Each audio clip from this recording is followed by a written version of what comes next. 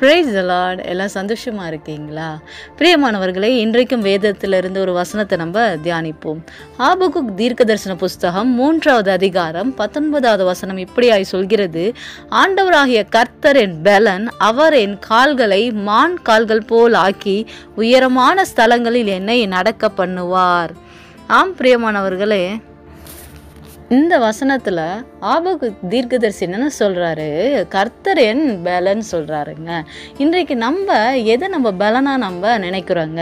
சில பேர் நினைக்கலாம் என்னோட பேங்க் பேலன்ஸ் தான் என்னுடைய பெலன் அப்படின்னு சொல்லி. சில பேர் நினைக்கலாம், சிஸ்டர் நான் 10 டிகிரி முடிச்சிட்டேன், இதுதான் என் பெலன், நான் எங்கே போனாலும் என்னை அசைக்க ஆளே இல்லை அப்படின்னு சொல்லலாம். சில பேர் நீங்கள் சொல்லலாம், சிஸ்டர் என் பாடி நல்லா பில்ட் பண்ணி வச்சுருக்கேன், பாடி பில்டர் மாதிரி 6 பேக்கு, இதுதான் என்னுடைய பெலன் அப்படின்னு சொல்லலாம். இன்னும் சிலர் சொல்லலாம், சிஸ்டர் எனக்கு பல கோடி சொத்து இருக்குது, இதுதான் என் பெலன் அப்படின்னு சொல்லலாம். பிரியமானவர்களே, நம்ம ஒன்று மட்டும் எப்பொழுதுமே மறந்து போகக்கூடாதுங்க. நமக்கு இது எல்லா காரியங்கள், நம்ம பேங்க் பேலன்ஸு, நம்மளுடைய பாடி பில்டிங்கு, நமக்கு 5 டிகிரி 6 டிகிரி, அதுக்கப்புறம் நிறைய சொத்துக்கள் இவ்வளோ இருந்தாலும் நம்ம மறிக்கும்போது ஏதாவது நம்ம கூட வருமாங்க? வராது இல்லையா? பிரியமானவர்களே, எப்பொழுதுமே ஆபகுக் தீர்க்கதரிசி சொன்னது போல் நம்ம யாரை நம்ம பலனாக வைக்கணும் அப்படின்னா ஆண்டவராகிய இயேசு கிறிஸ்துவை. ஆண்டவராகிய இயேசு கிறிஸ்துவை உங்கள் வாழ்க்கையில் நீங்கள் உங்களுடைய பலனாக வைத்துட்டீங்க அப்படின்னா உங்களை அசைக்க யாருமே முடியாதுங்க. ஆம் பிரியமானவர்களே, ஒருவேளை நீங்கள் நினைக்கலாம், ஐயோ எனக்கு பலனே இல்லையே, என் பலன் குன்றி போய் கொண்டே இருக்கிறது, என் சரீரத்தில் ஒரு பலனே இல்லையே அப்படின்னு சொல்லி நீங்கள் கலங்கி போயிருக்கிறீங்களா? இன்றைக்கு ஆண்டவரை உங்கள் வாயினால் அறிக்கை செய்யுங்க.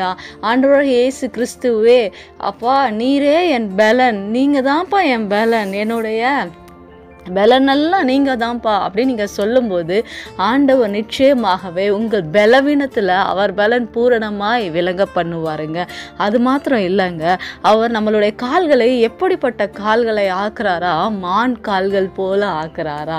இன்றைக்கும் நிறைய நபர் நீங்கள் இருக்கலாம், என்னுடைய முட்டி ரொம்ப வலிக்குது சிஸ்டர், என்னன்னே தெரியல, கடந்த சில நாட்களாகவே என் முட்டியில் ஒரு வலி இருக்கிறத நான் உணர்றேன், என்னால் முழங்கால் போட்டு ஜெபிக்கவே முடியல, முன்னாடி மணிக்கணக்காக நான் முழங்காலே நின்று ஆண்டவரை துதிப்பேன், ஆனால் இப்போலாம் எனக்கு முழங்கால் போடவே ரொம்ப பலவீனமாக இருக்குது அப்படின்னு சொல்லி நீங்கள் நினைக்கிறீங்களா?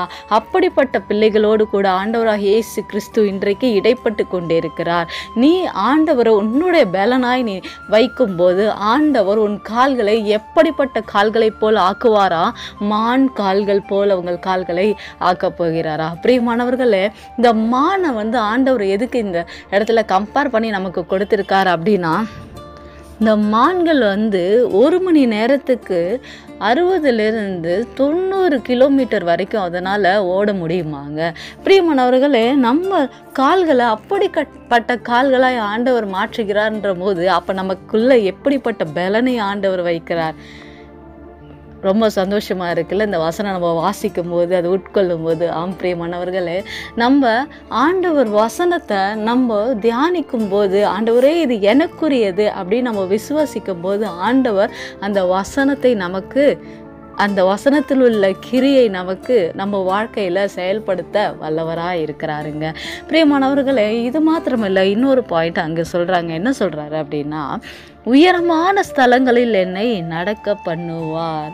ஆண்டவர் எல்லா இடத்துலையும் பார்த்தா உன்னை கண்மலையில் நிறுத்துவேன், உன் கண்மலையில் உன்னை உயர்த்துவேன், உன்னை உயர் ஸ்தலங்களில் உன்னை நிறுத்துவேன், உன்னை நடக்க பண்ணுவேன். எல்லாமே ஆண்டவர் நமக்கு தி பெஸ்ட் எல்லாமே நம்மளை அப்லிஃப்ட் தாங்க பண்ணுறாரு. என்னைக்காவது ஆண்டவர் நம்மளை கீழே தள்ளுறாராங்க? என்னைக்காவது ஆண்டவர் நம்மளை தாழ்த்தி பேசுகிறாராங்க? ஒருவேளை நம்ம முறுமுறுக்கலாம், ஆண்டவரை இப்படி நான் துதிச்சேன், இப்படி நான் ஆராதனை பண்ணேன், ஆண்டவருக்காக இவ்வளோலாம் நான் சகிச்சேன், ஆண்டவர் என்ன மறந்துட்டாரே அப்படின்னு நீங்கள் நினைக்கிறீங்களா? பிரியமானவர்களே, ஆண்டவர் நம்மை ஒருபோதும் தள்ளி விடுகிற தேவன் இல்லைங்க.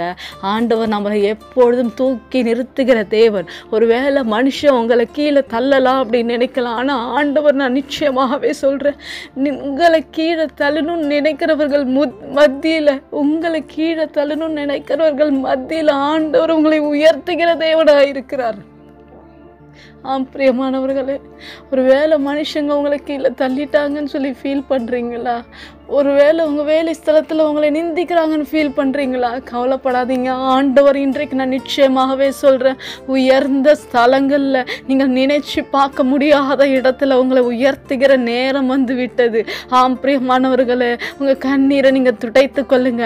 இன்றைக்கு உங்களுக்கு ஒரு ரட்சணிய நாள். இந்த செய்தியை கேட்டுக்கொண்டு இருக்கிற யாராக இருந்தாலும் ஆண்டவர் உங்களோடு கூட இடைப்பட்டு கொண்டு இருக்கிறார். இந்த வசனத்தின்படி எப்படி ஆபகுக் தீர்க்கதரிசி கர்த்தரின் பலன் என்று சொன்னார், அதே போல நீங்களும் உங்கள் வாயினால சொல்லுங்க, உங்கள் இருதயத்தினால் ஆண்டவரை தொழுது கொள்ளுங்க. இன்றைக்கு உங்களுக்கு ஒரு விடுதலை, இன்றைக்கு உங்களுக்கு ஒரு ரட்சிப்பு, இன்றைக்கு ஆண்டவருடைய பலன் உங்களை கால்களை மான் கால்களை போல மாற்றுகிற உன்னத பலன் உங்களை இறங்கி வருகிறதுங்க. பிரியமானவர்களே, நீங்கள் விசுவாசிக்கும் போது எல்லா காரியங்களும் உங்களுக்கு வெற்றியாய் முடிய போகுதுங்க. உங்கள் துக்கம் சந்தோஷமாய் முடிய போகுதுங்க. அதனால் எது குறித்து கலங்காதீங்க.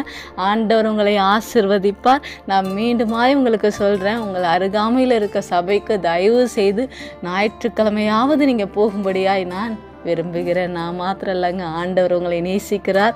அவருடைய வீட்டுக்கு நீங்கள் வரணும்னு சொல்லி அவர் எதிர்பார்த்து கொண்டிருக்கிறார், அவர் காத்து கொண்டிருக்கிறார். அதனால் நீங்கள் சபைக்கு போகிறத, சர்ச்சுக்கு போகிறத ஸ்கிப் பண்ணாதீங்க. எவ்வளோ வேலை இருந்தாலும் முதலாவது நீங்கள் அவருடைய ராஜ்யத்துக்கு போக அவரை தேடுங்க. உங்களுக்கு எல்லாம் அவர் கூட கொடுப்பார். ஆமென். God bless you all.